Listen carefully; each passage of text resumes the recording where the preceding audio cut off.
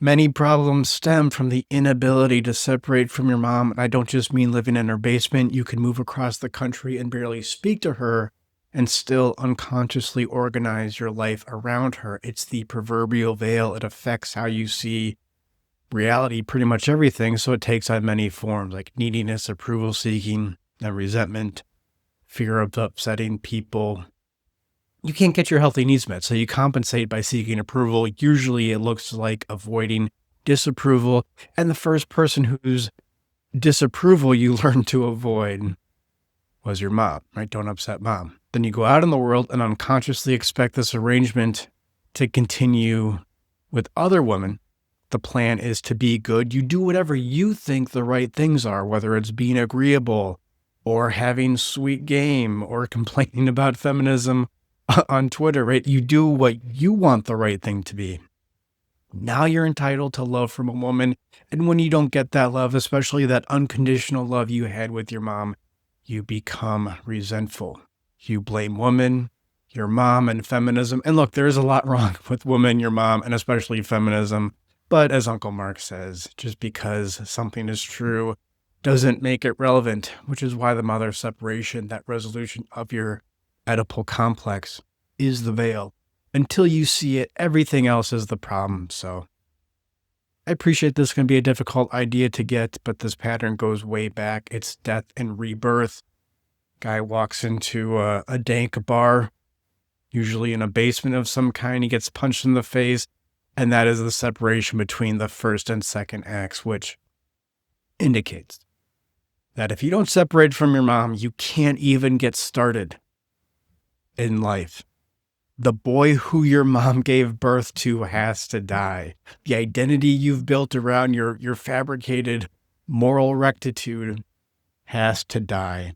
So, if you've experienced any kind of persistent lack of women or intimacy, direction even, your life is Groundhog Day, but on Tinder, and you're getting bored of blaming women in politics, just kind of wears thin after a while, then maybe it's time to start looking at the relationship with your mom.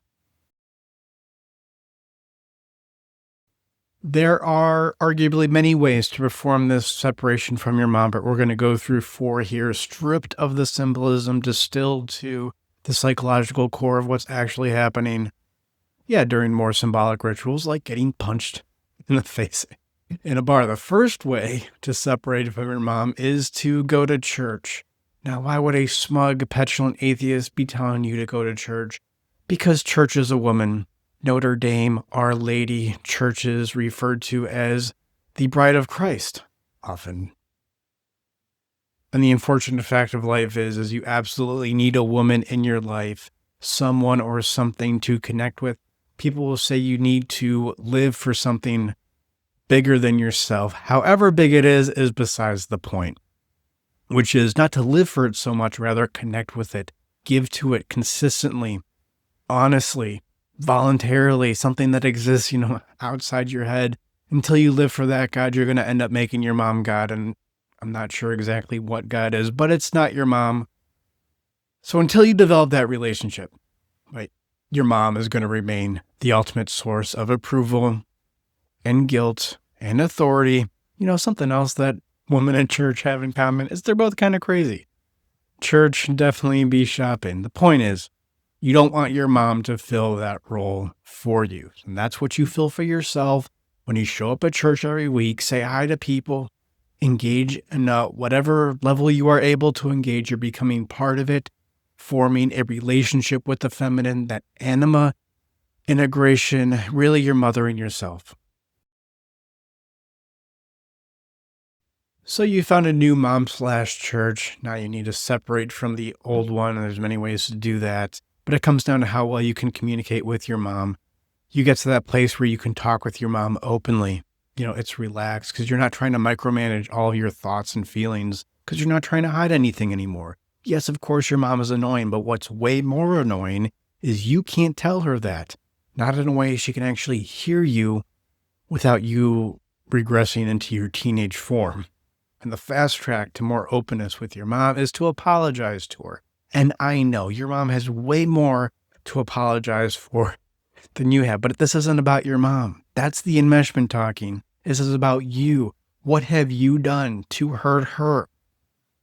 And generally what you've done is exactly that. You've enmeshed with her, probably through disconnection. Now, maybe you've avoided her phone calls or gave her vague answers. Yeah, just treating every question she has about your life as some sort of catastrophic intrusion.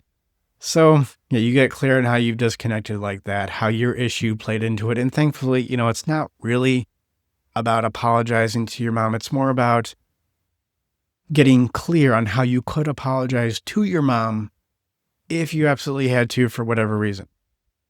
Because that's the infinite jest tape. Yes, I'm an infinite jest bro, but it's that beautiful mommy leaning over the crib, saying that she's sorry over and over again. And the resolution of the Oedipal issue is for you to be able to say that you're sorry. And it would help a little bit if you meant it, because when you apologize to your mom, really what you're doing is you're seeing her more as the person she is each time you do it, not some cipher for some insurmountable obstacle in your life.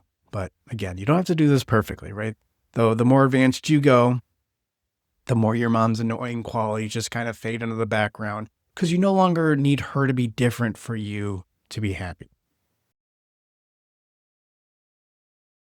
Speaking of creating a better relationship with a woman, start dating them. And by this, I mean you measure your success by how much FaceTime you spend with them in minutes per week. Sorry, your sister doesn't count. The goal is not to get laid or find a wife, impress her, have a good date, or even be a friend, even be a good friend.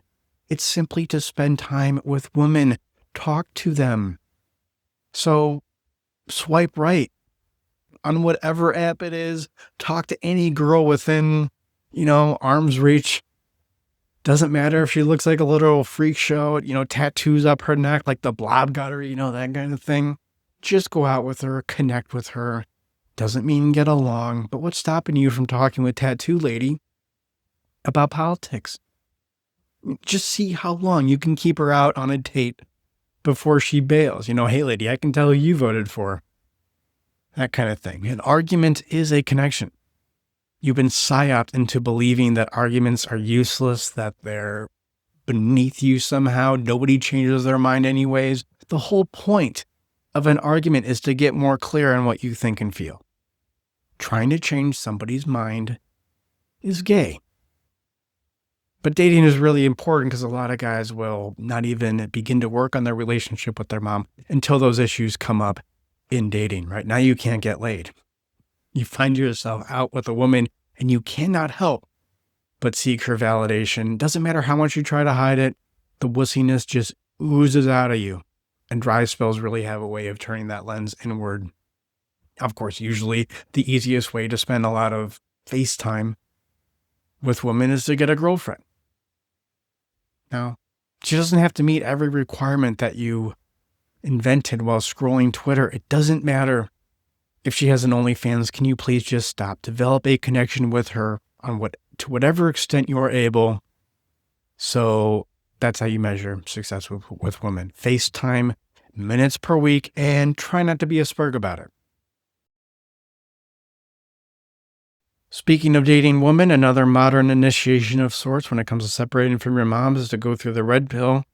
Note I said through the red pill. It's not where you end up. How the progression is supposed to go is you first start learning a lot about women, usually what's wrong with them or what you think is wrong with them. Those are complex dating dynamics.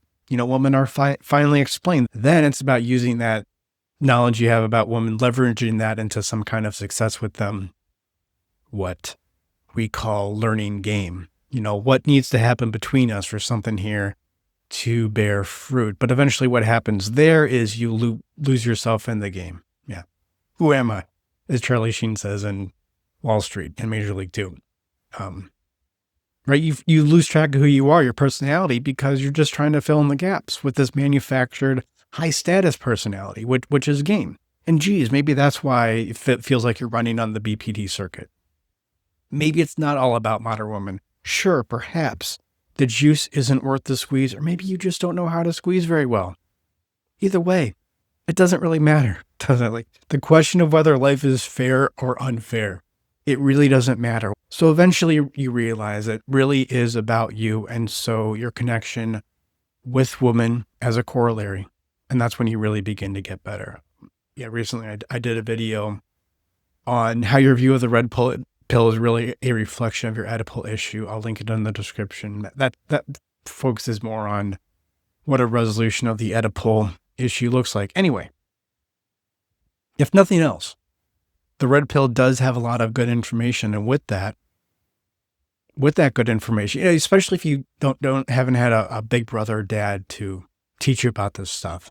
And with that, you begin to objectify women in dating. Yes, women are objects. There's something more, but they are definitely objects. And with that objectivity, you just develop naturally just a more healthy detachment from what's going on. You're just playing a game that existed long before you, will continue to exist long after you. But you can't fix stupid, right? If you're just going to blame women, that's what you're going to do. Again, it's the veil. You will take every truth and turn it into resentment. So yeah, go through the red pill, preferably after a breakup from OnlyFans girl if you really want this to sink in. But remember the progression. You learn about women, you start gaming them, you get burnt out and realize the common denominator in your serial monogamy with crazy is you. The idea of the narcissistic mother is really popular now. A lot of people are blaming their moms for all their problems and cutting them off, but that's a really poor understanding of what a separation is. Yeah, people think cutting off their mom is a boundary, but if you're doing it to avoid pain, which you are, then it's not a boundary, it's a defense. However, when you understand what a boundary is and the mechanism behind it, then you can really begin to see the paradox, which is the only way to truly separate from your mom is, in fact, to create a better relationship with her, whatever that looks like for you. Of course, it's not really a paradox. It only seems that way from a lower level of consciousness. So, yeah, with this genuine conscious feeling, you have a self, and now you can actually have a connection because there's two people there. And if creating a better relationship with your mom sounds laughably retarded, then that's fine. You're not ready. Like, I'm some Mr. Perfect, right? Like, there's still a lot of things I'm not ready for. I am merely in the process of being salvaged here, but at least see how simple the process is. You don't need a new diagnosis for your mom or another 3-hour podcast of Andrew Wilson working with teenagers. What you need is a clear understanding of emotions so you can begin to expose yourself. Yes. If you're not ready to do that, then that's what therapy gets you ready for. Personal training for exposing yourself to life. You know what you're supposed to do. And you may even want to do it. But you just can't do it for whatever reason, right? Those mommy emotional blinders come up. And that gap between knowledge and action is exactly what therapy is for. Joinanimus.com/schedule. I do free consultations. And check out that video I did on what the Oedipal issue looks like when it comes face to face with the red pill. And remember, you got to separate from your mom. Otherwise, you will continue to mistake your projection for reality.